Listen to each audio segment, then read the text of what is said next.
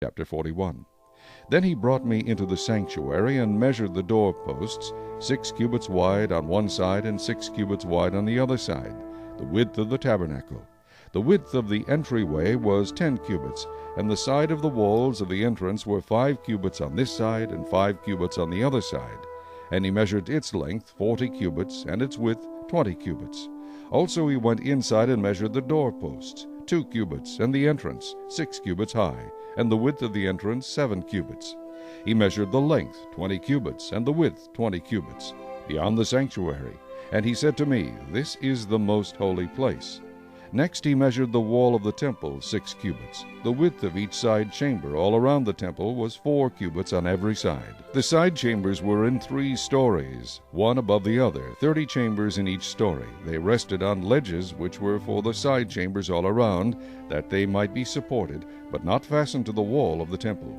As one went up from story to story, the side chambers became wider all around, because their supporting ledges in the wall of the temple ascended like steps. Therefore the width of the structure increased as one went up from the lowest story to the highest by way of the middle one. I also saw an elevation all around the temple. It was the foundation of the side chambers, a full rod, that is 6 cubits high. The thickness of the outer wall of the side chambers was 5 cubits, and so also the remaining terrace by the place of the side chambers of the temple. And between it and the wall chambers was a width of 20 cubits all around the temple on every side.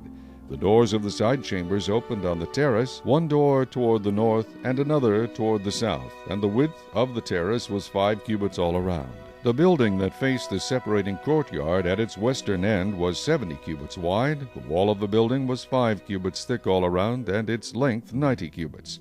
So he measured the temple 100 cubits long, and the separating courtyard with the building and its walls was 100 cubits long. Also the width of the eastern face of the temple, including the separating courtyard, was 100 cubits. He measured the length of the building behind it, facing the separating courtyard with its galleries on the one side, and on the other side 100 cubits, as well as the inner temple and the porches of the court, their doorposts and the beveled window frames, and the galleries all around their 3 stories opposite the threshold were paneled with wood from the ground to the windows. The windows were covered, from the space above the door even to the inner room, as well as outside, and on every wall all around, inside and outside, by measure. And it was made with cherubim and palm trees, a palm tree between cherub and cherub. Each cherub had 2 faces, so that the face of a man was toward a palm tree on one side, and the face of a young lion toward a palm tree on the other side. Thus it was made throughout the temple all around. From the floor to the space above the door and on the wall of the sanctuary, cherubim and palm trees were carved. The doorposts of the temple were square, as was the front of the sanctuary. Their appearance was similar. The altar was of wood, 3 cubits high, and its length 2 cubits. Its corners, its length, and its sides were of wood. And he said to me, This is the table that is before the Lord. The temple and the sanctuary had 2 doors.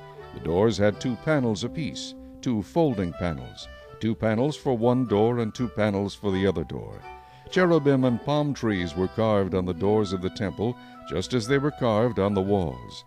A wooden canopy was on the front of the vestibule outside. There were beveled window frames and palm trees on one side and on the other, on the sides of the vestibule, also on the side chambers of the temple and on the canopies. Chapter